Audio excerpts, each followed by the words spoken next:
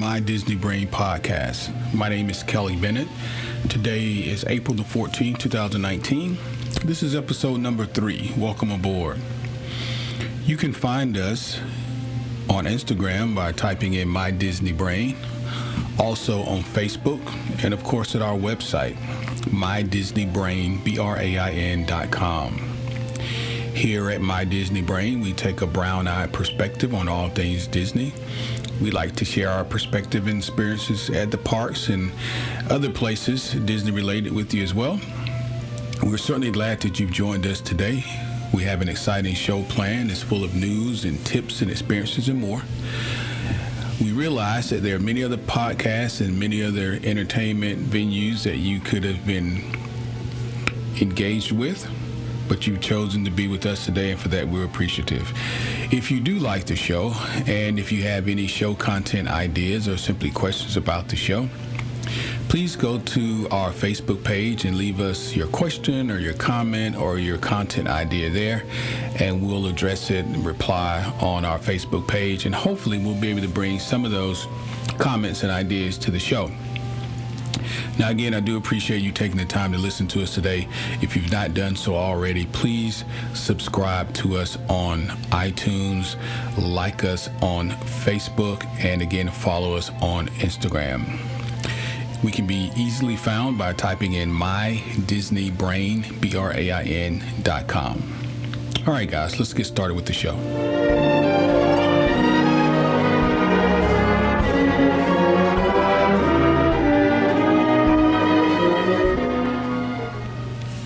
Okay, folks, so hopefully by now, this being show number 3, you've had the opportunity to check out our first 2 podcasts.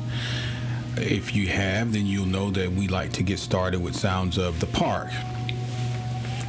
So this week we're going to do something a little different. Last week we displayed a opening ceremony, a rope drop ceremony at Magic Kingdom, which was pretty exciting. But this week we're going to hear some discussion from Walt himself on his thoughts about the establishment of Walt Disney World in Orlando, Florida. If you've not had the opportunity to hear or see this clip before, we can put it on our Facebook page so you can link out to it in YouTube. This is some footage. As you know, Walt premiered on his own show on Sundays throughout the U.S. for a number of years, and talked about Walt Disney, or talked about Disneyland. And then before his death, he started talking about Walt Disney World. Now, you would know that Walt did not realize this dream, of course. The Walt Disney World as we know it today was brought to fruition by Walt's brother Roy, who consequently was in retirement when Walt initially transitioned. Roy came back to run the company to ensure that Walt's vision came to pass. So what we'll do today is just listen and hear what Walt's vision was, and see how close we are to where he thought we would be. So sit back, relax, and enjoy.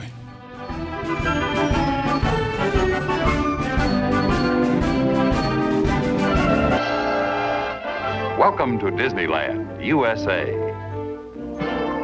This was all a Disney dream a dozen years ago, a far-out project that was totally unproved. Today, 60 million people have come here from every state in America and from almost every nation around the world.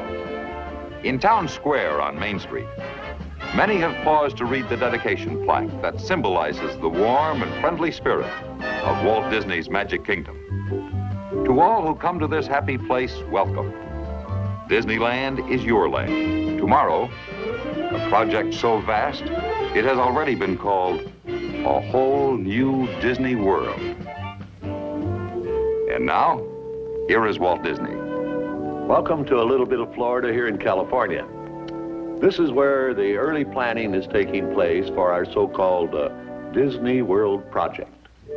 Now, the purpose of this film is to bring you up to date about some of the plans for Disney World. But before I go into any of the details, I want to say just a word about the site of our Florida project. As you can see on this map, we have a perfect location in Florida, almost in the very center of the state. In fact, we selected this site because it's so easy for tourists and Florida residents to get here by automobile. Now, in larger scale on this map, our Florida land is located partly in Orange County and Osceola County, between the cities of Orlando and Kissimmee. And the important thing is that the Disney World is located just a few miles from the crossing point of Interstate 4 and Sunshine State Parkway, Florida's major highways carrying motors east and west and north and south to the center of the state. The sketches and plans you will see today are simply a starting point, our first overall thinking about Disney World. Everything in this room may change time and time again as we move ahead. But the basic philosophy of what we're planning for Disney World is going to remain very much as it is right now.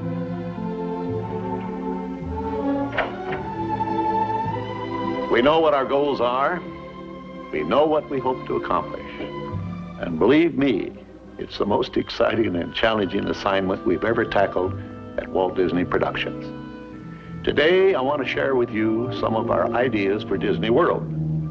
Now, the prologue to this film told you some of the philosophy that made Disneyland in California what it is today. Of course, there will be another amusement theme park in Florida, similar to the one in California. We're now developing a master plan that encompasses the theme park and all the facilities around it that will serve the tourists. Hotels, motels, and a variety of recreation activities. In fact, just this little area alone is 5 times the size of Disneyland in California.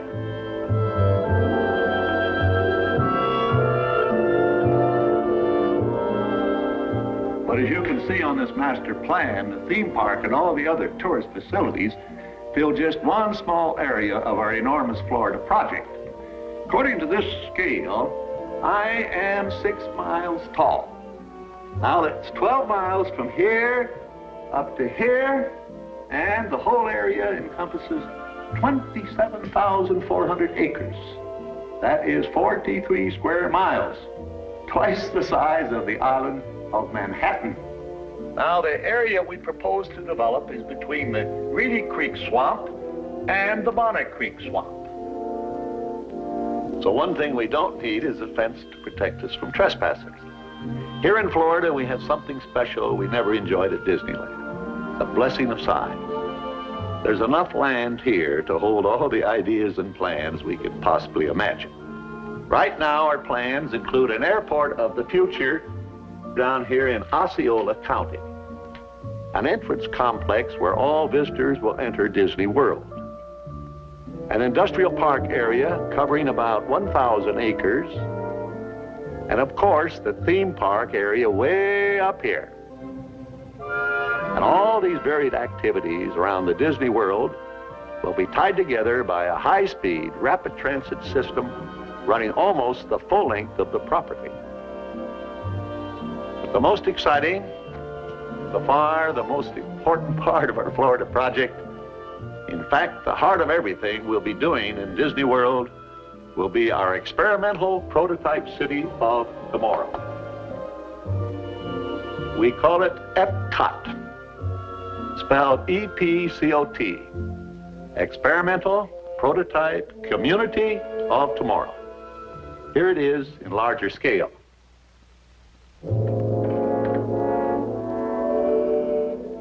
Epcot will take its cue from the new ideas and new technologies that are now emerging from the creative centers of American industry. It will be a community of tomorrow that will never be completed, but will always be introducing and testing and demonstrating new materials and new systems. And Epcot will always be a showcase to the world for the ingenuity and imagination of American free enterprise. I don't believe there's a challenge anywhere in the world that's more important to people everywhere than finding solutions to the problems of our cities. But where do we begin? How do we start answering this great challenge? Well, we're convinced we must start with the public need. And the need is not just for curing the old ills of old cities. We think the need is for starting from scratch on virgin land and building a special kind of new community. So that's what Epcot is, an experimental prototype community that will always be in a state of becoming. It will never cease to be a living blueprint of the future, where people actually live a life they can't find anywhere else in the world. Everything in Epcot will be dedicated to the happiness of the people who will live, work, and play here, and those who come here from all around the world to visit our living showcase. We don't presume to know all the answers. In fact, we're counting on the cooperation of American industry to provide their very best thinking during the planning and the creation of our experimental prototype community of tomorrow. And most important of all, when Epcot has become a reality and we find the need for technologies that don't even exist today, it's our hope that Epcot will stimulate American industry to develop new solutions that will meet the needs of people expressed right here in this experimental community. Well, that's our basic philosophy for Epcot. By now, I'm sure you're wondering how people will actually live and work and move around in our community of tomorrow. All right, guys, so hopefully you enjoyed that, and that adds some clarity as to what was planned, what is, and what Walt's vision was, how it came to be. Each week we like to bring to you what we believe to be some relevant news commentary, something that you can use. And certainly today, I believe that we have two news stories that you'd be interested in and that could possibly benefit you. The first story has to do with Disney's desire to provide now its own streaming service. Those of you who have a subscription to Netflix, Hulu, or Amazon or the like, and specifically Netflix, because Disney originally had a contract or an agreement with Netflix, you probably noticed over the last few months that fewer and fewer Disney movies were available on Netflix. It's one of the first indications to me, if you will, that Disney was going to begin to do this for themselves. I don't think Disney's going to turn down any opportunity to, obtain an additional revenue stream. And of course, they've got a lot of original content. So why let Netflix do it when they can do it themselves? So here we are. The service is called Disney Plus. Disney announced today, actually this is about 1 day ago, Disney announced that they will be launching their own streaming service on November the 12th, and it is called Disney Plus. Now, Disney had only been working with Netflix for a short time before they decided that they could do this for themselves. You may have noticed that only a few of the movies, like I said, are currently available on Netflix. According to Bob Iger, the CEO of Disney, we're going to walk into this, not run. Basically saying, we're going to do this service for ourselves. We won't have as much content available initially, i.e. like Netflix has currently. And if you are a old-time Netflix user like I am, you'll remember when you first signed on, Netflix didn't have all the content that they have today. So look to see Disney really become a competitor in this space. Right now, the big three, in my opinion, are Netflix, Hulu, and Amazon, but I think Disney's going to be right up there because they've got some very exclusive content that a lot of people would like to have access to. Now, again, according to Disney, here are some of the things that you can expect to see on Disney Plus as it relates to content. Disney Plus will be the only place where you can stream Disney's theatrically released movies, such as Captain Marvel. Maybe even newly released movies like Dumbo, and of course upcoming live action movies such as Lion King. Now, don't think you're going to see Dumbo and Lion King anytime soon, because Disney is going to max out the monies in the theaters first, in the large screen, before it brings it to the small screen. Secondly, Disney Plus will house the entire film libraries of Pixar, Star Wars, and all Disney Vault Line's classic hand-drawn animated movies. Movies like Bambi and Cinderella and Snow White and Maleficent, all the classics are going to be there. And then lastly, Disney will also provide original content such as their documentaries. I'm not sure about you, but I really like the animal or the nature shows that Disney does. Starts off, you think it's going to be kind of corny, but it always is a really family-friendly, heartwarming type of documentary. You feel like it was, exciting to watch, but also educational as well. So I really do like those. They actually have reality shows, nature shows, and other animated programming. So look for Disney Plus, November the 12th, 2019.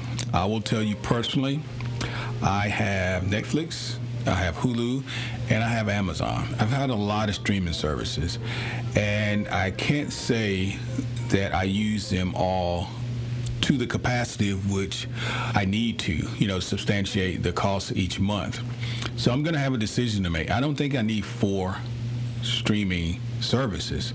Of course, I'm a big Disney fan, so I feel like Disney's going to be in there. So Hulu, Netflix, Amazon, somebody's got to really prove to me by November the 12th or the end of this year that they need to hang around, because the truth of the matter is I and a lot of other folks are going to be making some decisions to either keep or swap out one of these top 3 for Disney Plus. All right, folks, our second news story has to do with Star Wars. Since Star Wars is really the hot topic these days, I want to try and give you some updates each week.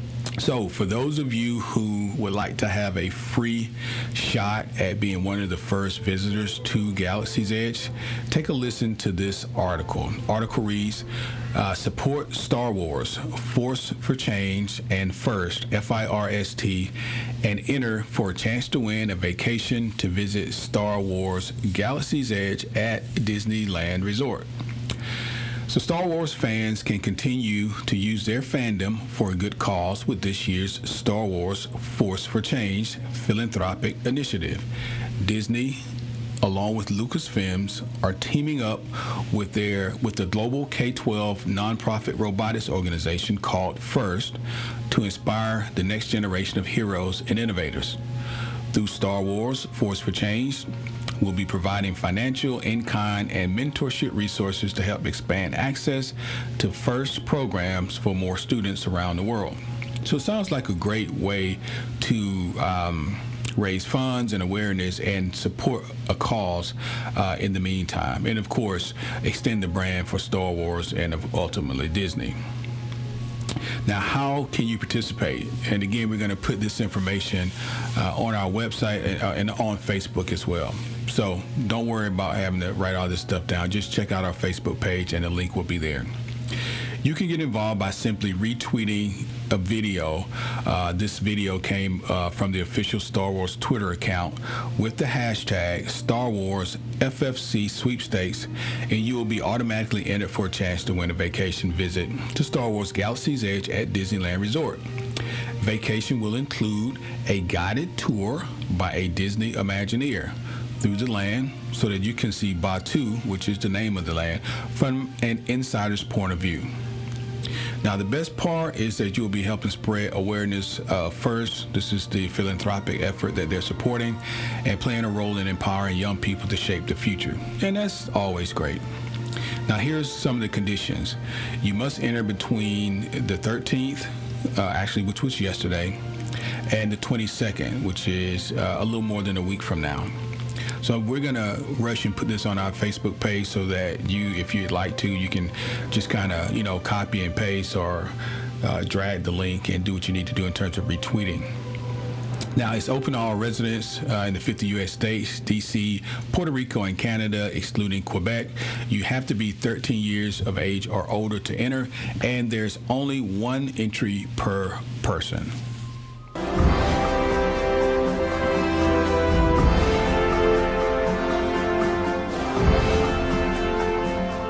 Okay, folks, this week, our topic, we're going to be talking about, I'm going to talk to you about Disney Springs.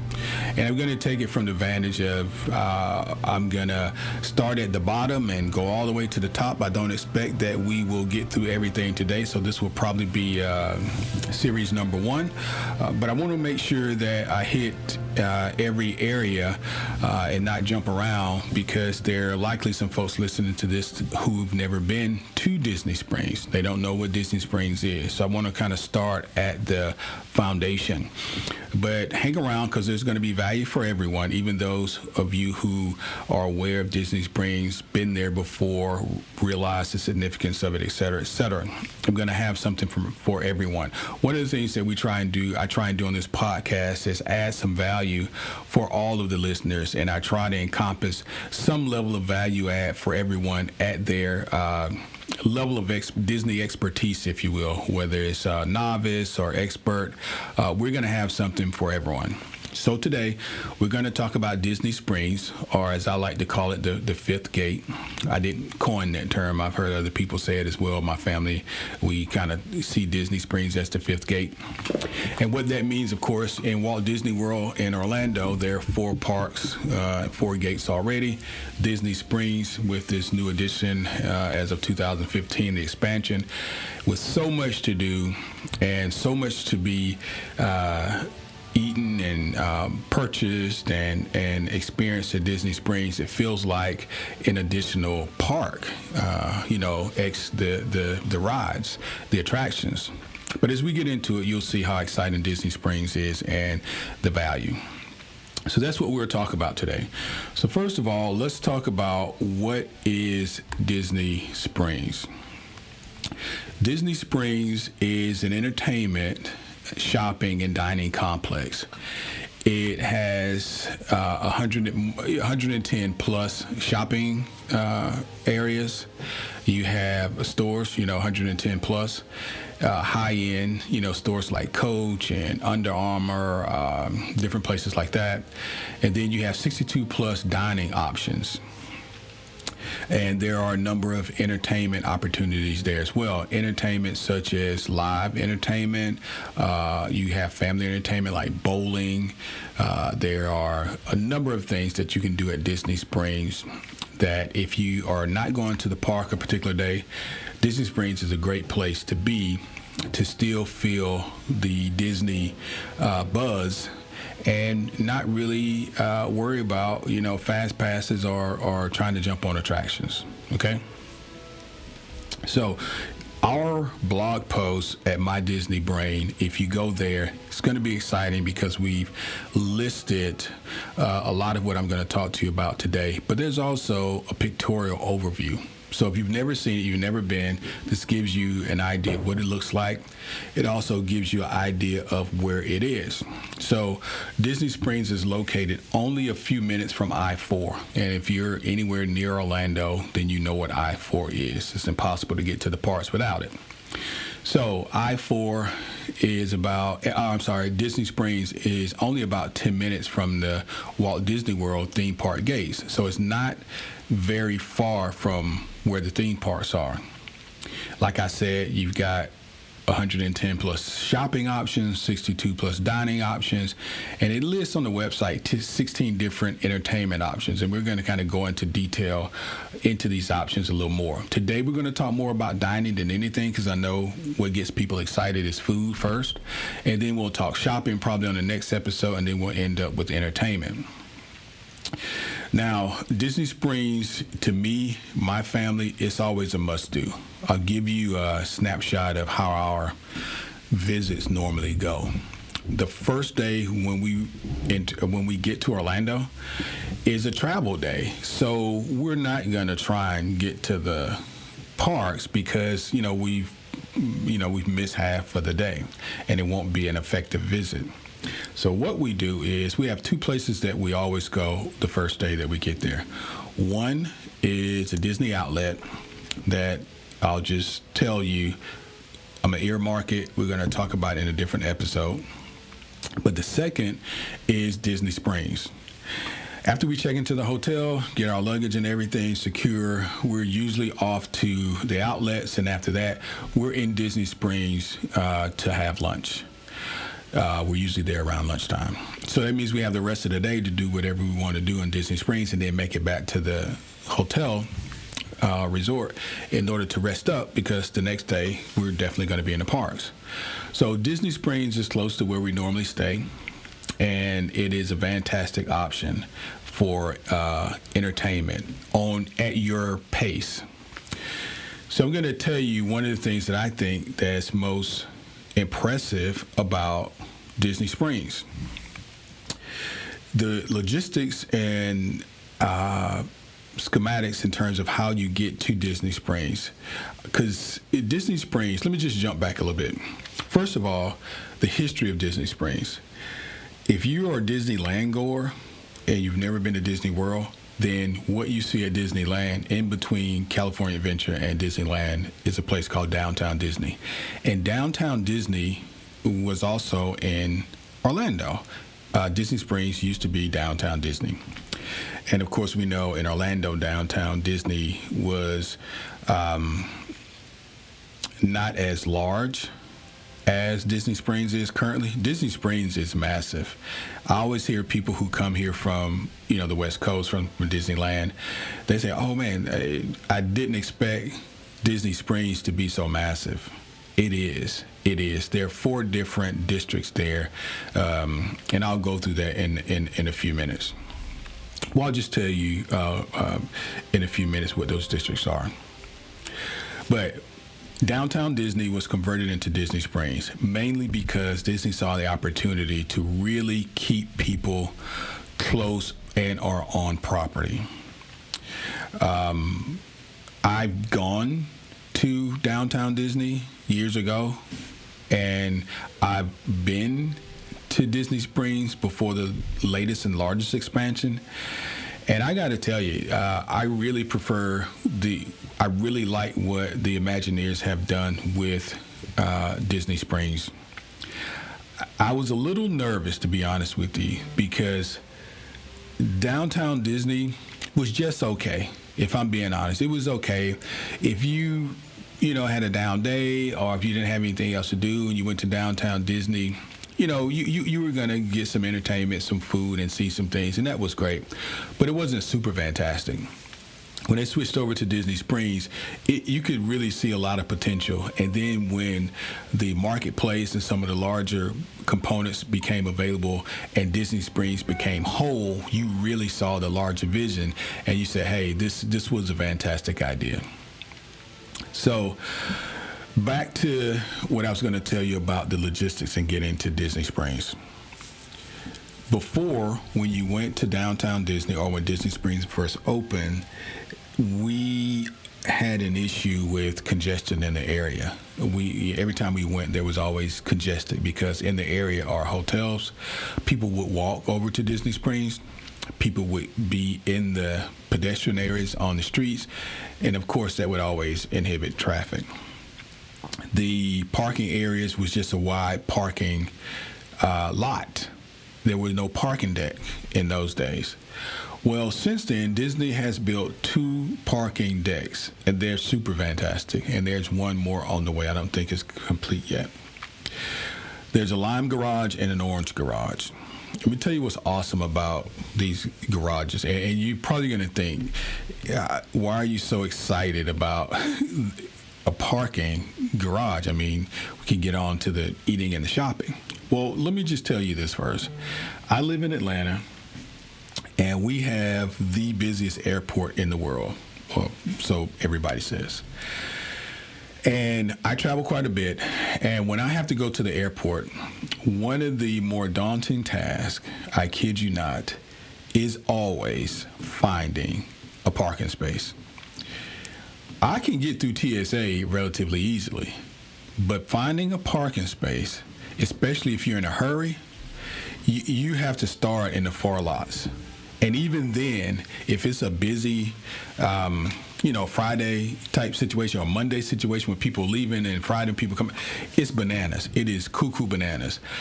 And I kid you not, on average, it probably takes me at least 15 minutes to find a parking space on any given day. And that's relatively quick. I just went on a trip not long ago, and it took me between 10 and 12 minutes to find a parking space. And I was parking in the most expensive area closest to the airport because I was only going to be gone a day. If you're parking out in the larger lots, oh man, it's just difficult. So fast forward to Disney Springs. The reason why I love these parking garages is this. Number one, when you drive up to the parking decks, they have an outside monitor that tells you based on the level, 1, 2, 3, 4, or 5, how many spaces are available on each level. You already know. For example, if level 1 says 0, don't go on level 1. Not going to be any parking spaces. They have smart garages. So level 1 may say 0, but level 2 may say 50. So you immediately go up to level 2, and when you turn into level 2, you'll look up and you'll see these green lights. At each row, I kid you not, at each row, there is an indicator of how many parking spots are currently open by row.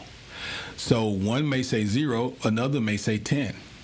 Obviously go to the one that says 10. And as you turn down that row, you will look above each car and there will be a red light or a green light. If the light is red, that means that there's a car in the slot. If there is a green light, that means underneath that green is no car. So proceed to the green light and park. I cannot tell you how easy it is. And although it did take a long time, people complained about it. There were a lot of people complaining about how long it was taking to build these garages. But once they were done and people saw the value in the technology and the forethought Disney had to plan it this way. Because if you think about the volume of people coming to Disney, the volume of people coming to Disney Springs, how awesome it is to have such a easy parking method for folks. It makes the experience so much better when you're not driving around looking for parking. All right, so that's my 2 cents on parking, and I'm done.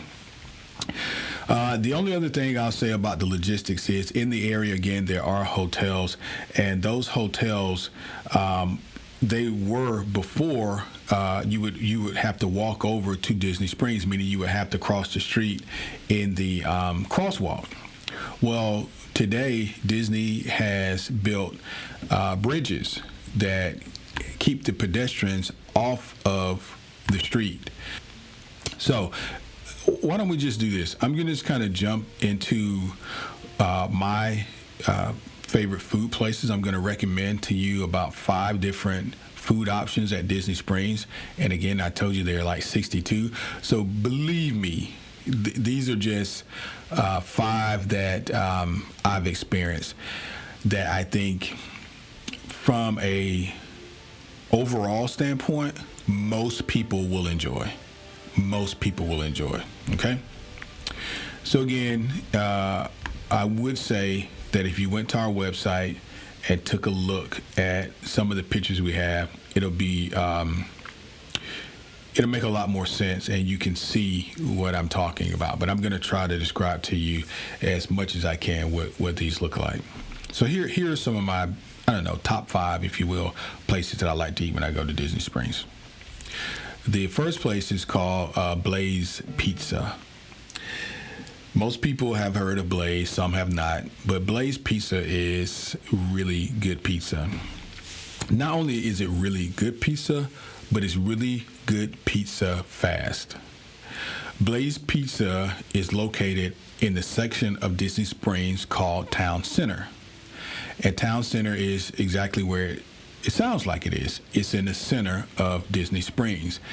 It is before you get to the landing and to the east, if you will, of the west side. So it's kind of like right in the middle. So the easiest way to get to Town Center is if you came into the park, came in through the Lime Garage, and you went straight down, you're basically in Town Center. And you just have to look for Blaze Pizza. Now, the average price of a meal at Blaze is about $9.95 for a pizza. So that's on the high end. So when you come into Blaze, you're gonna, number one, probably always see a line. Don't let that deter you, even if it's a relatively long line. And I'll tell you why. Blaze Pizza, the entire process is supposed to only take about 8 minutes. So by the time you get up to the counter, tell the associate what it is that you'd like to eat. They're literally making the pizza in front of you, and they put it in the open fire ovens. It takes about 7.5, 8 minutes. By the time you find a seat, they're usually calling your number, and you have your food. That's one of the reasons why I really like it. And outside of that, the pizzas are really, really good. So here are some of your options. You can do a build your own pizza, and they average on the low end, a simple pie is $7.55. Build your own on the top end is about $9.95. They have signature pizzas that are available for you as well. Now, what I'm going to offer you today is going to cover all cuisine types and dietary types. Now, this excludes if you have allergies and things like that. You always have to ask at the front about allergies and gluten and things like this. I'm talking about if you eat meat, if you're vegetarian, or if you're vegan. So I'm going to give you options that are going to cover those three areas. But if you're have an allergy issue, then I would suggest that you call ahead and just try to determine what's going to work best for you. So in this case, you can determine on a signature pizza or build your own what goes on your pizza. The signature pizzas are predetermined, so it makes the ordering process easier. If you build your own, the ingredients are right out front, and they'll add as much as you want, as little as you want, whatever sauce you want, et cetera, et cetera. And you end up paying about $10 per pizza. Thin crust, freshly cooked, Blaze Pizza, Town Center. This is a must-do. Okay, so my first one is Blaze Pizza. Now, the second one is it's a place called, well, before I go to the second one, I just want to tell you this, and definitely go to the website, take a look at this picture. When you go into Blaze, they have inside dining and outside. They have a porch and they have a deck, like a balcony. Not a balcony, but a deck. If you can, if it's not too hot, hang out on the deck. And in the evening, sun going down, to really enjoy and get the full effect of Disney Springs, the beautiful blue Disney Springs, sit out on the deck. There is just a view on that deck as you're looking at the backside of Planet Hollywood and the greenery and the beautiful springs that is second to none. It's probably one of my favorite views in all of Disney Springs. But number two is Deluxe Burger. Deluxe Burger is also in Town Center. It is about a stone's throw from, I think you can actually see Deluxe from Blaze. They're both in Town Center. Deluxe Burger is what it sounds like. It is a burger joint, but it's some of the best burgers that I've ever had. Now, again, I'm vegetarian, so I am offering this to you because I know that they serve primarily beef and bison, but they also have a very good veggie burger. In addition to the burgers, they have fries and different type of milkshakes and things like that. But your average spend for a burger at Deluxe is probably going to be about $14. About $14. Now, they do serve lunch and dinner, soft drinks, etc. Some of the entrees, burgers, the classic cheeseburger, for example, is only $10.49. But if you get, some of the more popular, larger burgers, you can spend as much as $14 per burger. One piece of advice for those of you who do like fries with your burger, when I say you're paying, $13.99 for a burger, you're only getting the burger. It doesn't come with fries. You'll have to order fries separately. My piece of advice is this: I've never eaten all of the fries by myself because there are a lot of them. I usually always end up splitting fries with my wife. So it's a little tip to save you a little bit of money. The fries are $7.49, basically $8. The regular fries are $5. I would split it with another person. I certainly wouldn't buy a child an entire order of fries because I just don't think they're going to eat them all. Now, again, they do have shakes and things like that, floats, beverages from water to, Coke and things like that. But in addition to that, they also have, at Deluxe, they also have alcoholic beverages. So maybe that's something that you'd be interested in if you're an adult person end of the day, maybe you do want to get a drink, they do have some pre-made, not pre-made, but a list of drinks that they have. For example, they have something called a Funky Buddha Floridian drink. It is a wheat beer, for example, and that's on the menu. So you can also order that as well. So again, that is Deluxe Burger. It is located in Town Center, not very far from Blaze Pizza. Excellent burger. All right, so the next one is going to be Homecoming. Homecoming is more of it's a sit down. The first two I told you about were sort of quick service, if you will. You could get it as something, you're going to get quick and eat relatively quick and then be out and then back walking again. Homecoming is not. Homecoming is more of a sit down, I'm going to look at the menu, order the food, and we're going to have a conversation type of situation. The thing about Homecoming that you want to be aware of is that you're going to probably have a wait at Homecoming. I've not been there any time where there wasn't a wait. And the average wait that we've had is probably a minimum 25 minutes, maximum an hour. So what happens is you'll go up, there'll be a concierge there at the entry, and they will take your name, take your cell number, and then just basically tell you what the wait time looks like, and then you're kind of off and hanging out until it's time to until they text you and say, hey, your table's ready and you can come back, because you don't want everybody just hanging out and waiting around the door or standing in line. So this is probably the best way to do it.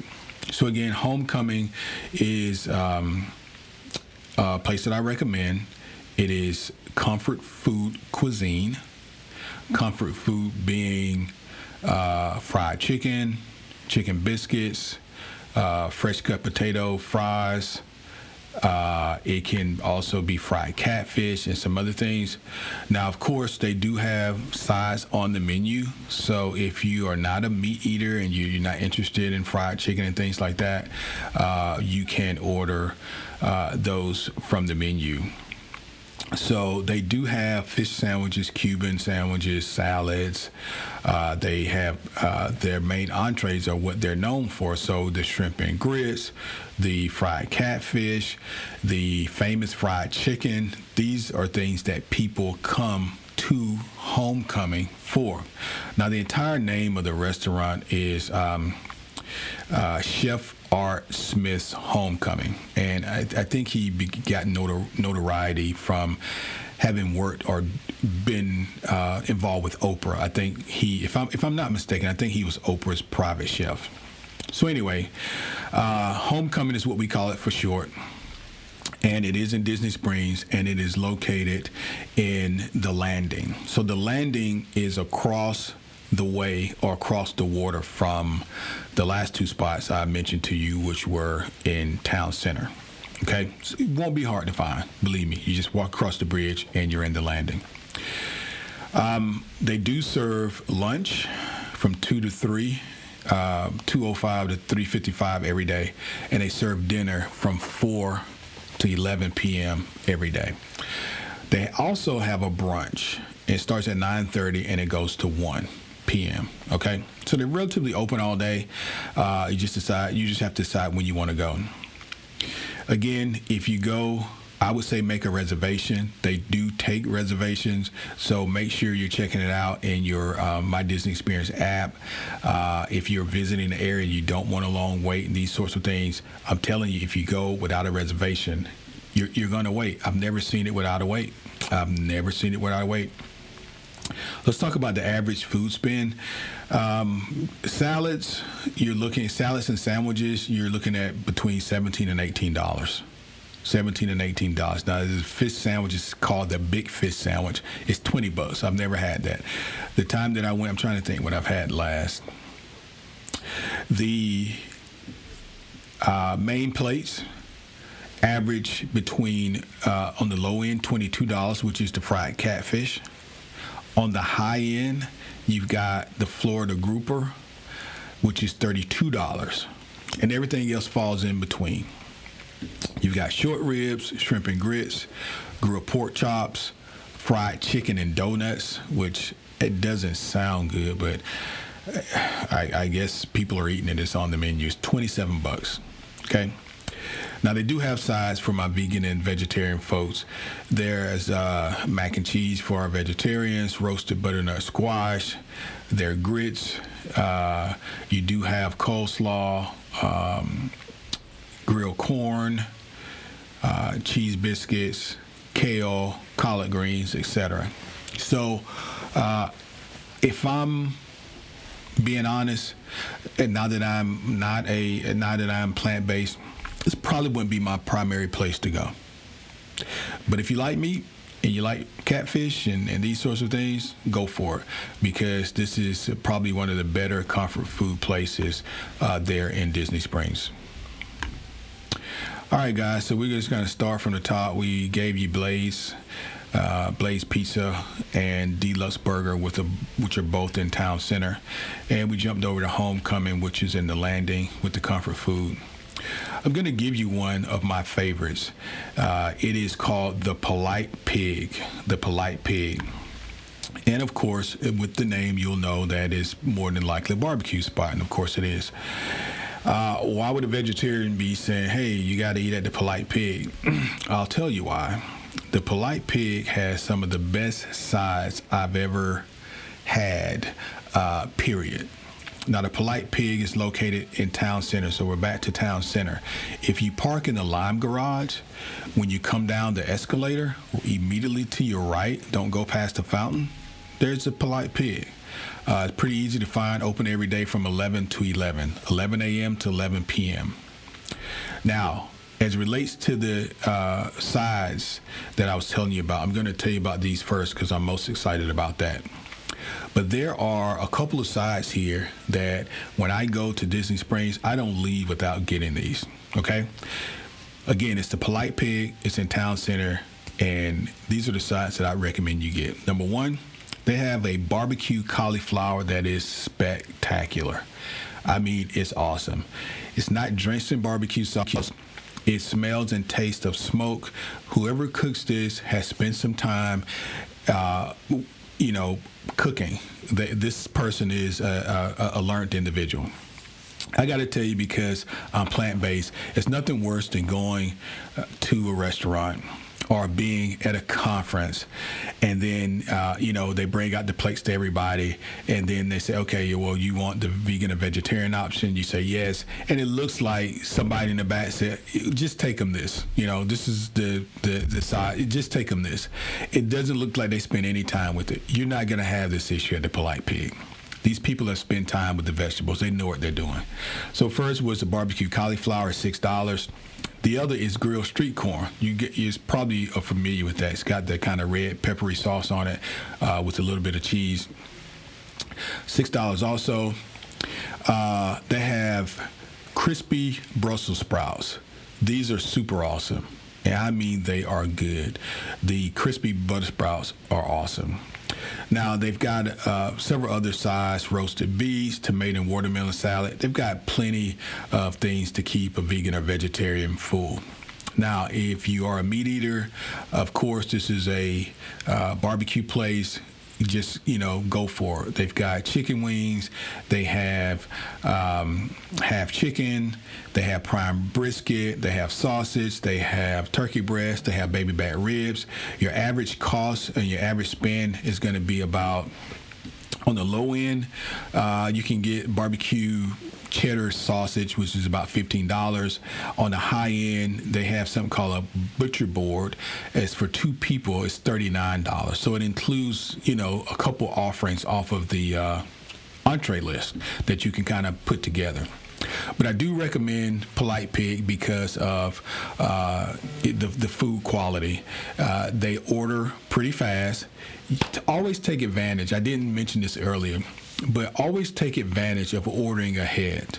If you can do reservations at Disney, obviously do reservations. But also, you can do pre-order using the My Disney Experience app. You can pre-order your food, and when you get to the location, the food will be ready, and it'll save you a lot of time. Use the app. It'll tell you where you can use it or not. I know you can use it at Deluxe, and I know you can get reservations at Homecoming. Okay, so again, that's the Polite Pig.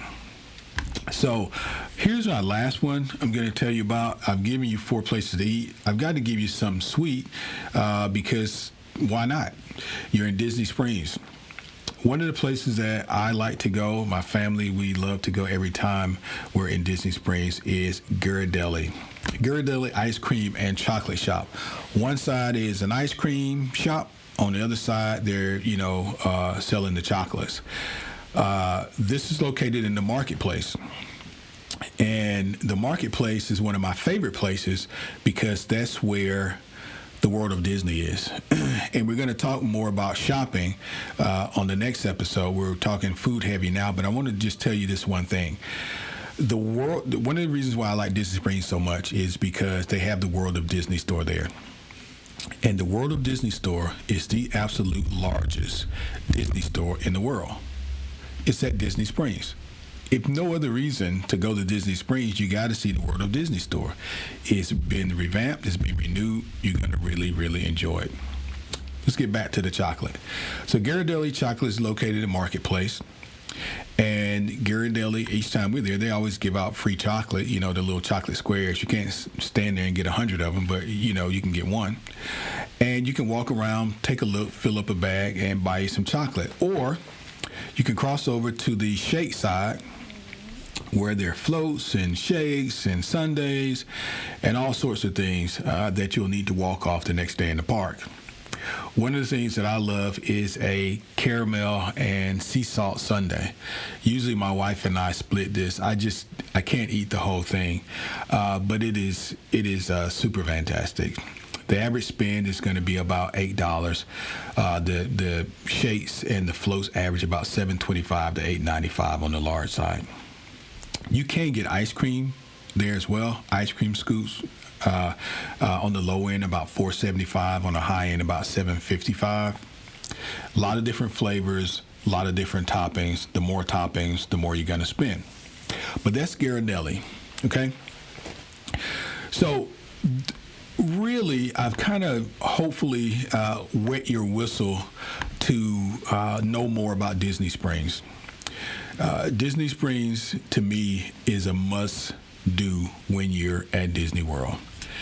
If you have a down day, if you can make it over, it's worth it. It is absolutely worth going to. You're not going to see everything in one visit because there's way too much there. Just try and walk around and get a lay of the land and just do the best that you can do. Take my advice in terms of the places to eat. That'll help you out. But Disney Springs, we call it the Fifth Gate. It is an awesome place to be. And hopefully, like I said, I've wet your whistle, and you'll come back next week where we can talk about the shopping that takes place at Disney Springs. And then we can talk about the entertainment that takes place at Disney Springs because there's so much of it. Okay? Well, guys, I do appreciate you hanging out with me today and staying through the entire show. Hopefully, we've given you some information today that you did not know and will add some value to your next trip to Walt Disney World. Again, my name is Kelly, and you've reached My Disney Brain podcast. We would be very thankful if you subscribed, so the next time we uploaded a new show, you would be alerted as to the new content. Also, it would be great if you would go and follow us on Instagram, as well as like us on Facebook. Each week, we provide new and different content, and we hope to have you as a listener moving forward. If you like Disney World, if you like Disneyland, if you like anything Disney related, we think you found your podcast. So please bookmark us and make sure that you continue to come back and listen. We appreciate you as a listener. So Hopefully you've enjoyed the show today, and we will talk to you next week. Have a great week and a productive one.